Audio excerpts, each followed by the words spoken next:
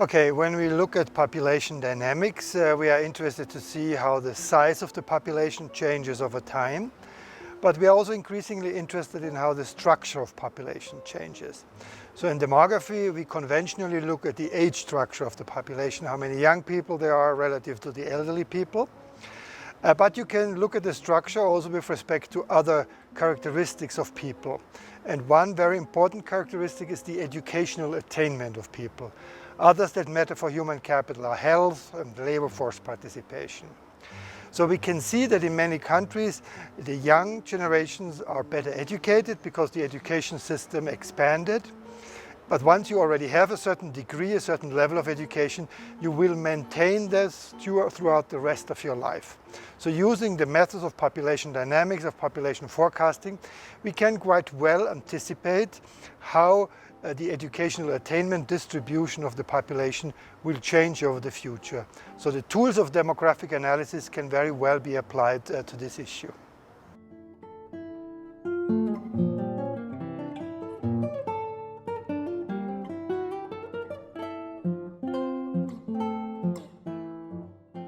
Well, most countries of Latin America have done very well in the expansion of human capital, let's say in the extension of formal education over the last years. There are a few exceptions in Central America where some countries are lagging significantly behind. But so the next challenge is to also look at the quality of education. Like how does the formal education actually result in better skills of the young adults?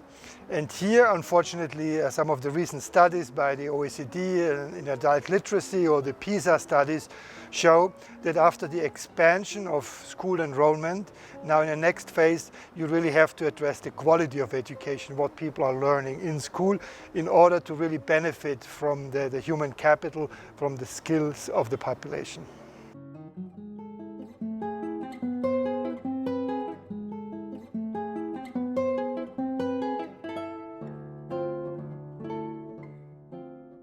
Well, that is always a challenge for every social science.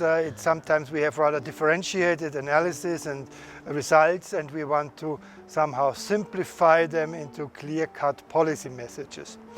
With respect to human capital, this is not so difficult because all analyses clearly show that better education is better both for the people themselves in terms of better health, of course better income, but also better social relations, lower vulnerability to all kinds of threats in life.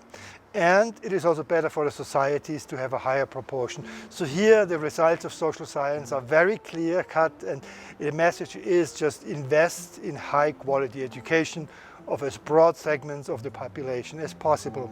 And in Mexico, at least, this is the agenda that your new president also put up. He just in Davos at the World Economic Forum very clearly said that it is the long-term perspective, the long-term future of Mexico really depends on how successful Mexico is in investing in the human capital.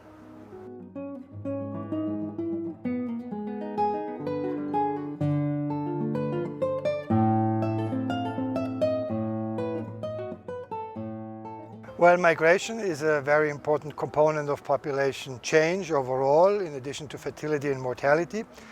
In respect to education, it is even rather complex to understand because in some countries it is clear that the more educated have a higher tendency to leave the countries, in others it's more the less educated.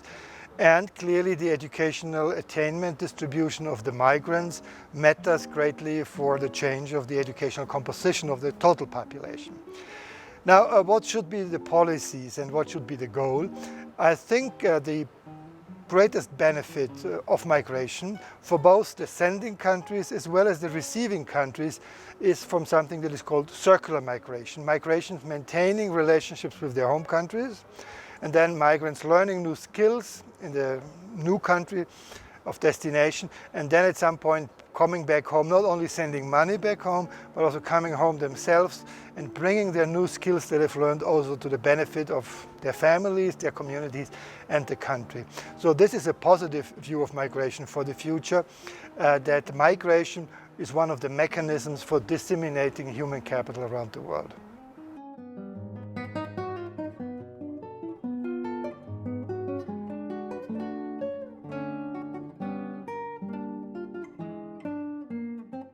Well, the Colegio de Mexico had a key role in Latin American demography. It's really one of the leading centers. And when I studied myself demography in the early 1980s, whenever I looked up something on Latin American demography, it was either the Colegio or CELADE in Chile. And of course, CELADE is only doing research and not teaching. So I think it has been a very important contribution that you made to this region and on a global level as well.